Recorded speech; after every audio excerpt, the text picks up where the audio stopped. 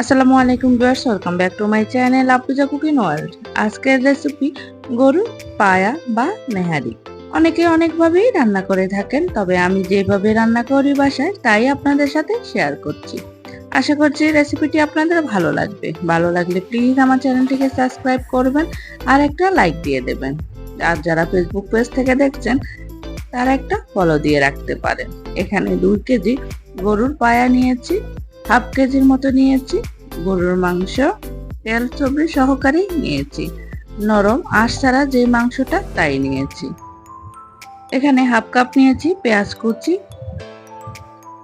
আর নিয়েছি গরম মশলা, লবঙ্গ, এলাচ, দারচিনি, কালো গোলমরিচ, তেজপাতা।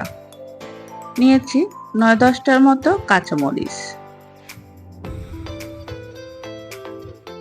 1 টেবিল চামচ নিয়েছি রসুন বাটা, 2 টেবিল চামচ নিয়েছি আদা বাটা,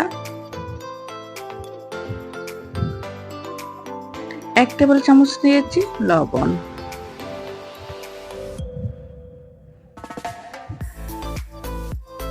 1 চা চামচ দিয়েছি হলুদের গুঁড়ি,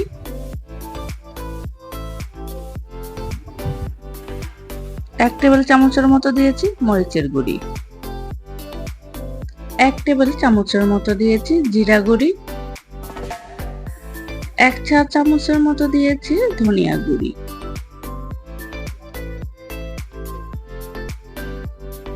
এখন এখানে প্রায় 6 থেকে 7 কাপের মতো দিয়েছি পানি।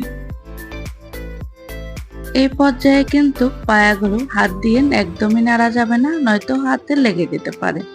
একটা কাঠি বা চামচ দিয়ে চেষ্টা করবেন নেড়ে চেড়ে দিতে। আমি ভালোভাবে নেড়ে চেড়ে এখন চুলায় বসিয়ে দেব।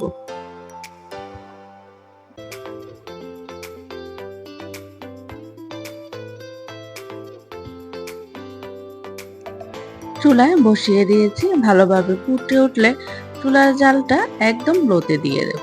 এই যে ফুটে উঠেছে, এখন চুলার জালটা একদম লোতে দিয়ে দেব 2 ঘন্টার জন্য। এইভাবেই রান্না করব।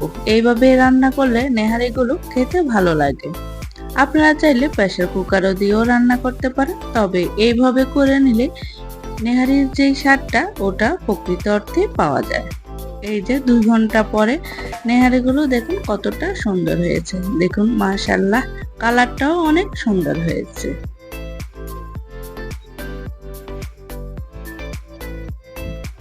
দেখুন একদম হাড় থেকে মাংসগুলো ছেড়ে ছেড়ে এসেছে।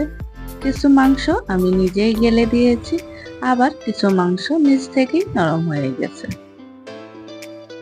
নেহারি তো একদম রেডি হয়ে গেছে। নেহারির ঝোলটা দেখুন কতটা থকথকে হয়েছে। নামানোর পরে হালকা যখন ঠান্ডা হয়ে যাবে তখন আরো থকথকে হয়ে যাবে। এখন তেল দিয়ে দেব। এখানে 1/4 কাপের মতো দিয়েছি তেল, 1/4 কাপের মতো দিয়েছি পেঁয়াজ কুচি। পেঁয়াজটাকে একটু গোল্ডেন ব্রাউন করে নেহারির মধ্যে দিয়ে দেব। এই যে পেঁয়াজে কালার চলে এসেছে, এখন তুলে নেহারির মধ্যে দিয়ে দেব।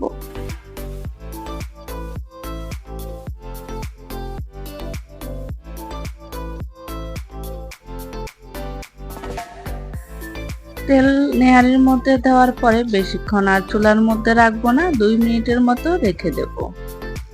অল্প মশলায় এইভাবে বাসায় খুব সহজেই নেহারি তৈরি করে নিতে পারেন। আমার নেহারি রান্না আপনাদের কাছে কেমন লেগেছে আমাকে কমেন্টে জানাতে পারেন। আজকের ভিডিওটা এই পর্যন্তই। ভালো থাকবেন সবাই।